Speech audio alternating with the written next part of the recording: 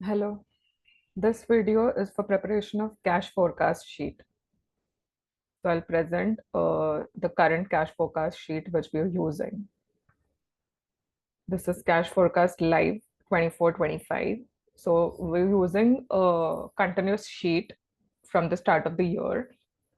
In this same workbook, we have separate sheets for each month. We can see cash flow forecast August, September, October, November, and so on.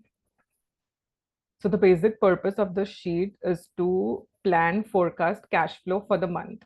We do it on a monthly basis. And when we forecast, we do a weekly analysis. So we project on a weekly basis. So we break down the monthly forecast into weekly numbers and forecast numbers for the weekly basis. These are the budgeted numbers for week 1, week 2, week 3, and week 4. So like that, these are the columns, these are the rows that we have. First, we have to propose the forecast, the receipts. So the receipts will proportionally or directly come from the last month's sales. Usually our credit terms are 25 days. So we can take the outstanding, if we're preparing for the month of November, what we can do is we can take the outstanding, that is debtors as on 31st of October, and 90% of the collection should come in the month of November. That we can break down equally in each weeks or as per the trend. Usually the highest amount comes in the last week because of the closing. So we can break down as per trend on a weekly basis in for the receipts. So here I have taken 5 crore of projected collections because the outstanding was around 5.5 crores as on 31st of October. Then we'll go to the payments. So in this payments, I have mentioned the initials of the person responsible from whom we have to take the budget. So this is import payments that we'll take from Vidita directly. Custom duty payment will also come directly from Vidita. Local purchase and creditors payments, all these projections will come from her. Then AMTZ expenses will come from Dr. Shankara. Factory expenses from Rajiv Ranjan. R&D expenses from this is Dharmendra Bhargava. Employee related payments from Ekta. Director related, this will be confirmed by Abhinav sir and Anushka madam. We have segregated their expenses which directly go to Abhinav sir and Anushka. Then communication, courier and IT related will go under Manisha. Admin related from Kaushalya. Tour and travel again from Kaushalya. Marketing from Deepti. Finance from I will myself provided, US, Ushma. And salesman traveling expenses also I can provide, so Ushma. So once we've identified this, we have to first do the projections at the start of the month. So these people will provide us with the projections. So for import projections, we can also refer to another sheet, which is IMP, import documentation TAT. This is a separate Google sheet prepared exclusively for planning of import payments. Tukaram maintains this on a monthly basis. So here he lists down all the parties all the import parties bill wise whose invoices are outstanding. So from here we can plan what payments will be going out in the next month.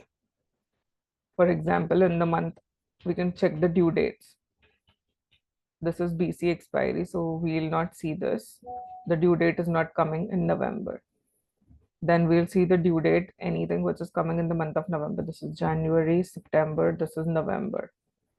So Conley, we'll have to take the projection in the month of November. We can put the plan dates here, and as per that, we can put the amount in the respective column in the cash forecast. This I've planned in the month of December, so I've not taken. This the due date itself is December. Then EDF is getting due in the on 29th of November. This also I've planned in December. December. This I've planned in November. So this amount I'll have to take into consideration in November for import payments. Similarly, this I've taken in December. This amount I've taken in November. So accordingly, the sheet will help us in planning the import payments. The advance payments we'll have to take from Vidita, and the custom duty payments we'll have to take from her. Then this local purchase and creditor payment will flow from purchase FMS. The amount due for the month will directly come in the looker of Tukaram, and he'll be able to provide the amounts.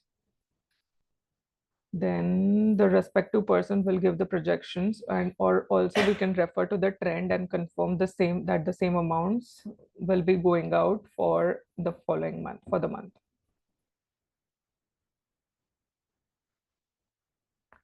Then our job is to make sure that the actual payments that goes out are within the budgeted limits.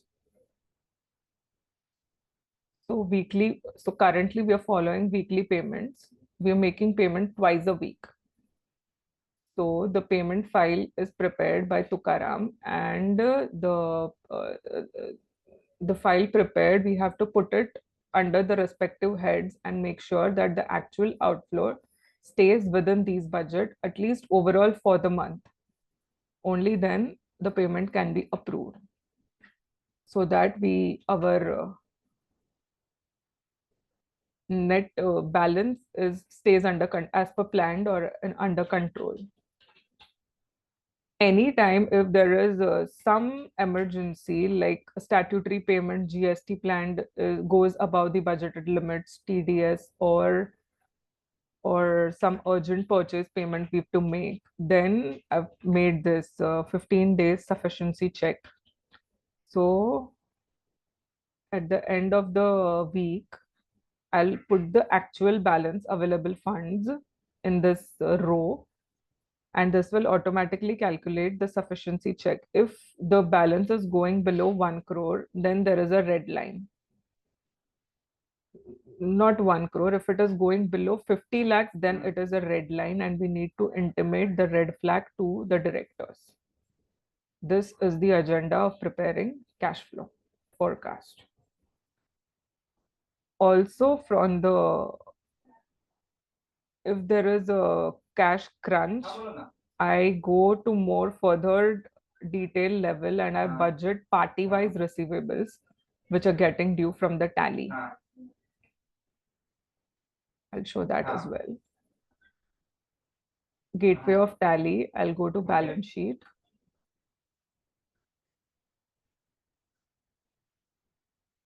Current assets. Debtors. माझ्याकडनं pending नाही already आहे त्याच्यात RTS वर दिसतोय ते त्याचा laser फक्त तिथे ledger wise ते मला नाही तू आयटी कडे ते sorting method amount decreasing. So from here we'll get the party wise highest to lowest amounts which are outstanding. We'll not get overdue amount, but we'll get outstanding amounts. So currently I can see the highest outstanding is coming from IPS, 59 lakhs. So I'll go inside this and check the overdue amount bill wise. So from here I can see that these amounts are getting due in the month of December. So there is no overdue amount.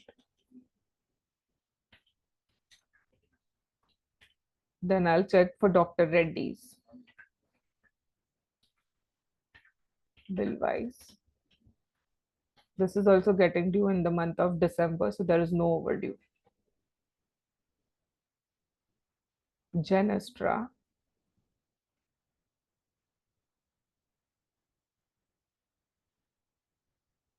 Bill wise.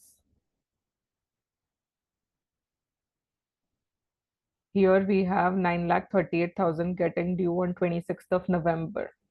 So we can put pressure on the corresponding respective CRM to make sure that the amount gets collected, because we know this is the highest amount which is overdue.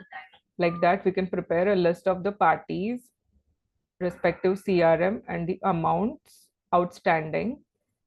And then we can check with CRM and plan by when is the amount expected. This step is taken when there is a cash crunch. Otherwise, the regular this format, the cash flow planning can be done. Thank you.